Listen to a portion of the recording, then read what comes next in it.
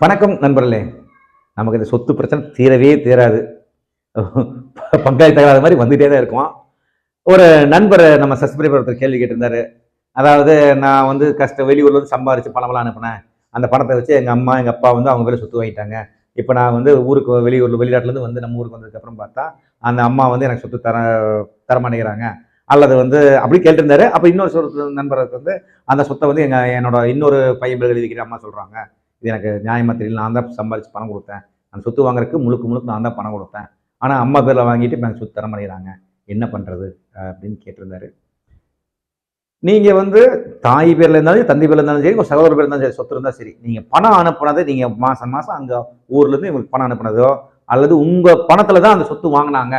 உங்க பணமும் அந்த சொத்தில் கலந்து இருக்குது அப்படிங்கிறதுக்கு தகுந்த ஆதாரம் இருந்தால், நிச்சயம் நீங்களும் அந்த சொத்தில் பங்கு கேட்கலாம். உங்களுக்கும் உரிமை உண்டு.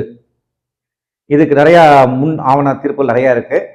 நீங்க வந்து நல்ல ஒரு வழக்கறிஞரை பார்த்து நீங்க வந்து சம்பந்தப்பட்ட பொருளை வழக்கு தாக்கல் பண்ணீங்கன்னா, கண்டிப்பா உங்களுக்கு 100% வெற்றி பெற வாய்ப்பு உண்டு. கண்டிப்பா நீங்க உழைச்ச காசு வீண் போகாது. கண்டிப்பா உங்களுக்கு சொத்துல கோர்ட் பார்த்து தலையிட்டு என்ன பங்கோ பிரிச்சு கொடுக்கறதுக்கான ஏற்பாடு செய்வாங்க. இந்த தகவல் அந்த நண்பருக்கும் உபயோகமா இருந்திருக்கும். மற்ற எல்லாருக்கும் உபயோகமா இருக்கும்னு நம்புறேன். மீண்டும் விரைவில் சந்திக்கும் வரை விடைபெறுவது சிரம் பிரகாஷ் திருப்பூர். நன்றி, வணக்கம்.